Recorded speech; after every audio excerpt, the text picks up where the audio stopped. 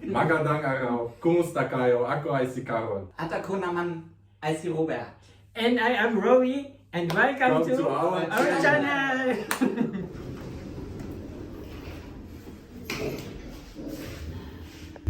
Hello.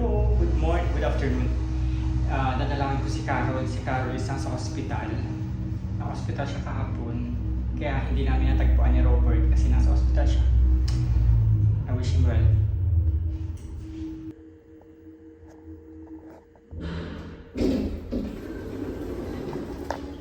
Ayun, galing ako sa kanya and bawal daw mag-video kaya hindi ko siya pwedeng ipakita. Pupunta ako sa bahay nila kasi kukuhaan ko siya ng mga damit. Tapos ng mga gamit. I think he will stay there for at least 2 weeks. So hindi niyo siya makikita in 2 weeks. Yung nanay kasi niya is wala, nasa holiday, nasa Poland yata, pumunta ng Poland. So ang balik ng nanay is after a week. So mag-isa lang siya. And dadalaw-dalawin ko na lang siya everyday. And let's see. Sana gumaling ka agad. Nakapag-bore din pero what can you do? That's life.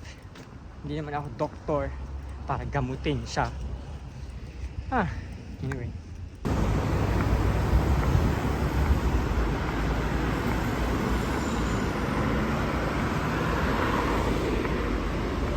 Dito ako sa bahay ni Carol and pinak ko na yung mga gamit niya. And nagkupit na rin ako hindi naman ipakita ko sa inyo ano niya. Anong tawag dito? Fridge. May pagkain pa si Flynn. Oh my god, bakit bukas yung pagkain ni Flynn? Actually, bukas naman na talaga siya, pero bakit nakaangat? What I mean. Anyway, ibalik ko na. Ang tigas. So, yan. Puno ang ref. Yung ref ko parati hindi puno kasi parati akong nagkakaroon at magbibihis ako. Kasi kami nag-grocery lang ni Robert everyday. Siya is nag-grocery siya weekly. Anyway, punta na ako ng hospital and hatid ko na yung bag niya. Ay, ang bigat! Diyos ko, kaloka.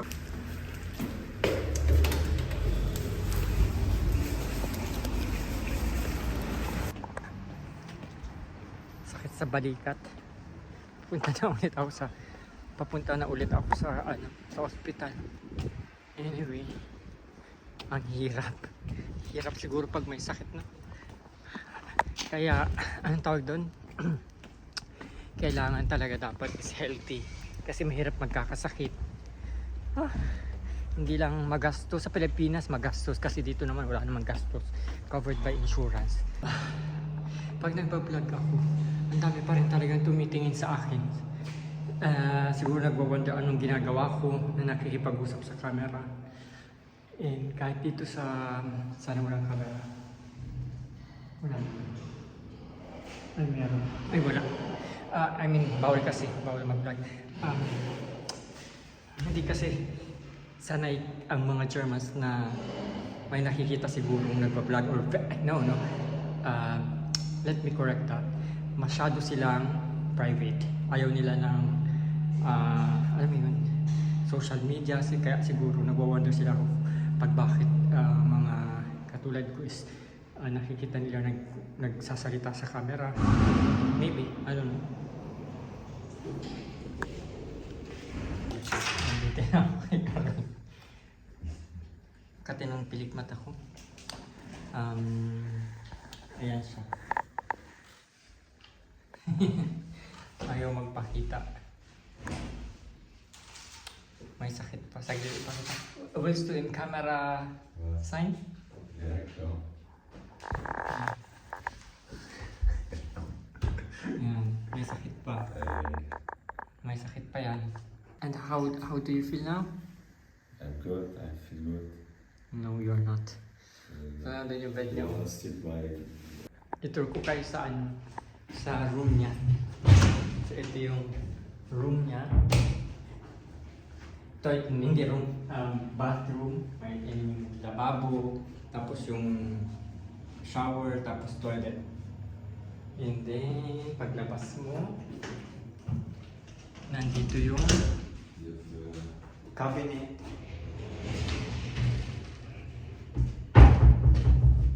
And then, may maliit na table. Tapos, nandito yung... Tapos yung garden. Andun yung garden.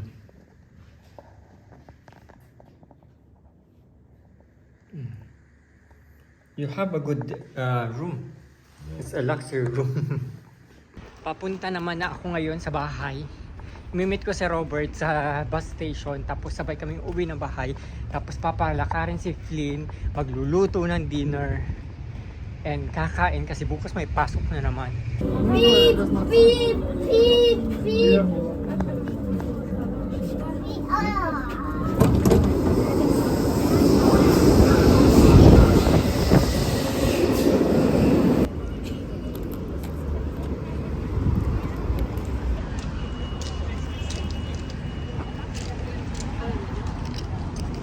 The traffic city.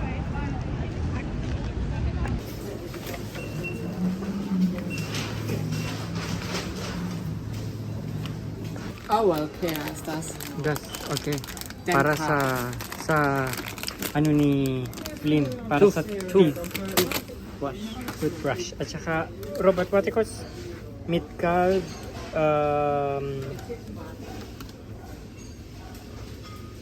meat calb, so ito, 75 cents.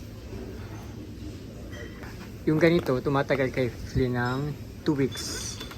Tapos, ito, 2.30 euros para sa teeth niya. Tapos, ito naman yung binili kong bago. Kasi yung binili kong isa is parang parati siyang kinakati. So, feeling ko is may allergy siya. So, itry natin to.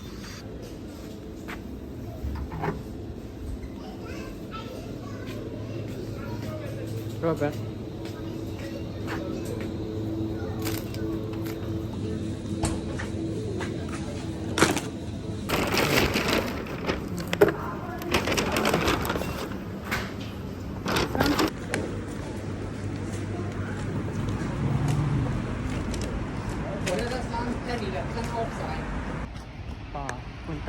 Pauwi na kami ng bahay. Kaso si Robert wala ay nakuhang anong tawag doon, wine na gusto niyang bilihin. So pupunta pa siya sa ibang supermarket and ako naman pupunta ng bahay kasi si Flynn is naghihintay na.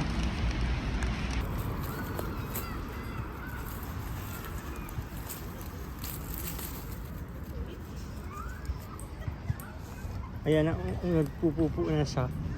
Alam mo si Flynn, kapag inilabas ko at nakapagpupo at saka nakapag-ihi na siya, parang achievement ko na yun.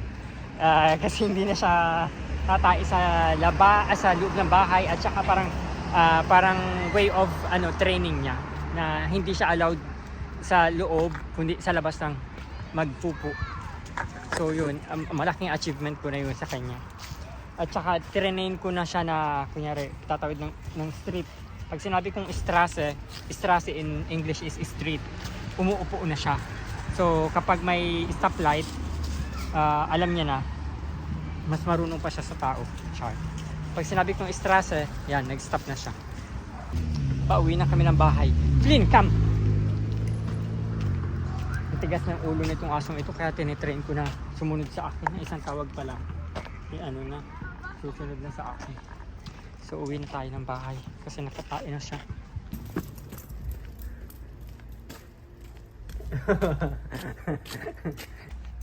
Nakita niyo yung pagtalon niya? Para siyang daga natatalo na lang ng 2 meters. Siguro mga 1.5 meters yung natalo niya. Ganun yan, tinatalo niya yan. Flynn!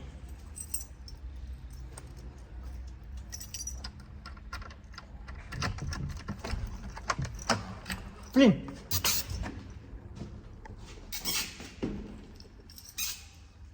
Naglalagay pa. Kulit talaga. So, ang binili ko na lang na dinner ko is ready-made. Kasi wala na akong time magluto.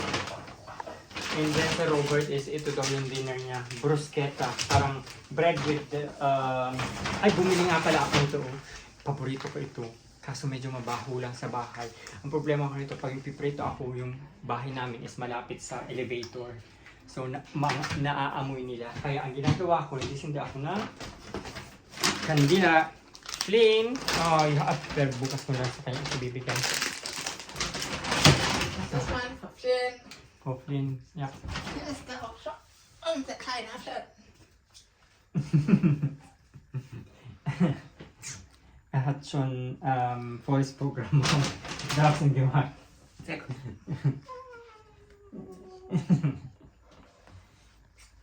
That's our baby. Ah, no, you have a lot of hair. Ja. Ach, du musst eine Bürste kaufen. Oh, yeah. Bibili pa kami ng hair brush. Kasi nagpupugpug yung balahibo niya.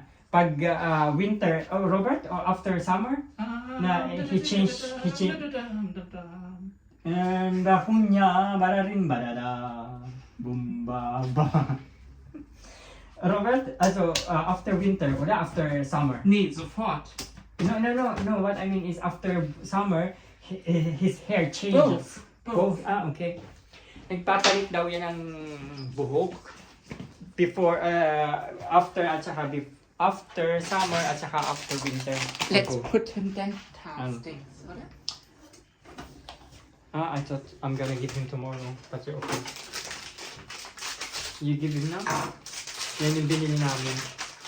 Dental sticks. Now plus tomorrow.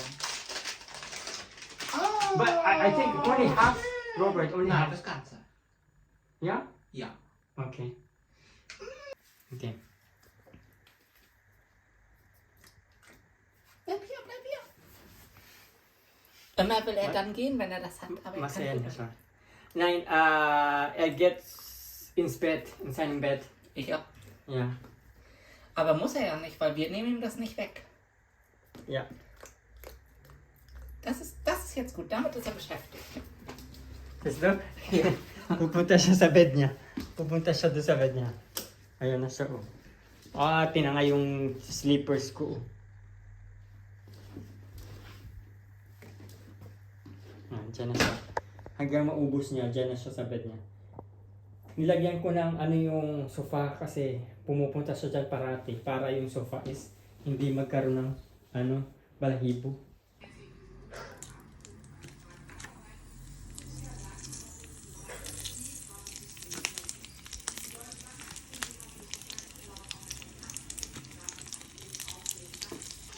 Yan ang aking favorite na smoked fish. Ang tawag sa amin sa Bicol is tinapa. Masarap yan, lalo na may kaulam na kamatis, tapos salted egg, tapos nakakamay. Woo! Kaso ang ngayon ko yung niluluto na mga mabaho na naman. Nagkasalo sa mga pintuan. Bakit ito? So, Sprate fish. Focus ko yung mga doors kasi ang nadikit sa sa amoy, sa sofa, sa lahat ng pwedeng dikitan. So, yun. Kailangan hindi natin ipaalam sa kapitbahay na nagpiprito tayo ng ating pabango.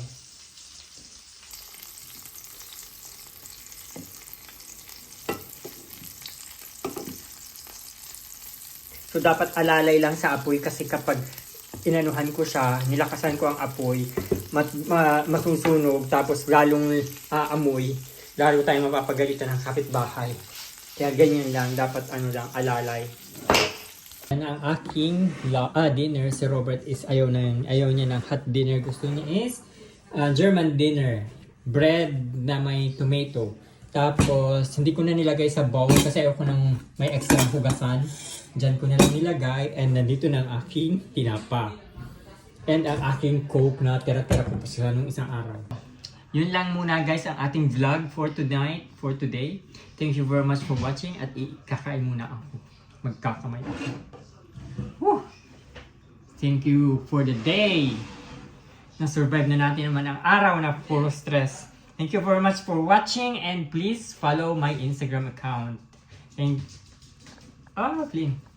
So, say bye, Robert. Thank you for watching and see you in Robert's next vlog. So Robert, thank you for the little dessert.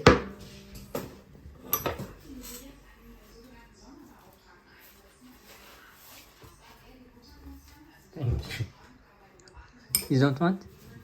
Look, yung aso namin.